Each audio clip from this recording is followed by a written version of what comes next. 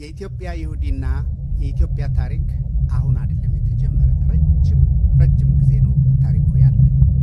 ኢትዮጵያ ተዋህዶ ቤተክርስቲያንም እንኳን ስትመለከቱ ከአሜሪካም ሆነ ከአውሮፓ ካሉ ቤተክርስቲያኖች ሁሉ የተለየ ይዘት እንዳለው መገመት ማየት እንችላለን። አዲስ ነገር አይደለም።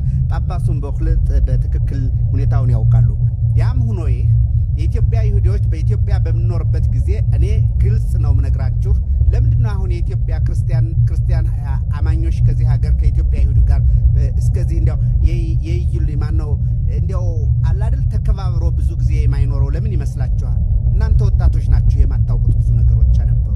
ልነግራችሁ ወዳለሁ ግልጽ አድርጌ፣ ምክንያቱም አወቅን እንደሆነ መረዳት እንችላለን። እናንተም እንድታውቁ ምነግራችሁ እኛ ይሁዲዎች አባቶቻችን ኢትዮጵያ በነበርነ ጊዜ ቡዳ ጅራታም ልክ የእግዚአብሔርን ፍጡር አውሬ ይሆናሉ እያሉ ጅብ ይሆናሉ እያሉ ሲያስቸግሩን እንደነበር አስቀድሜ ልነግራችሁ ወዳለሁና ያ የተጎዳ ህዝብ አማራ ሲባል ይሰማዋል። ያ ነው ችግሩ። እኔ ግልጽ ነው የምናገር። ምናልባት ፖፑላሪ አይደለም አባል ለፖፑላሪውት አይደለም የመጣው እውነቱን ልነግርና እዛ አዲስ ነገር እንዲጸሚያህ እንዲሆን እንዲነሳ ለማድረግ ነው የመጣው። በዛ የተነሳ ነው ብዙ ጊዜ በሃይማኖት ለየት ያሉ ሰዎች ወይም ክርስትና ሃይማኖት ከሆኑ ወደ ኋላ የሚሉ ብዙ ኢትዮጵያኖች ከዛ ልምድ የመጣ ሁኔታ ነው። እኔ ራሴ በሱዳን በመጣሁ ጊዜ ከሱዳን ከመግባቴ በፊት ካንድ ቤት ደርሳለሁ። ማታ ምንድን አሉን ያሰውየ መጀመሪያ ስንገናኝ እኔ ሃይማኖት ተማሪ ነበርኩኝ። መጽሐፍ ቅዱስ አወጣነ ብዙ ስንናገር ቆየነ። በመጨረሻ ምን አሉ?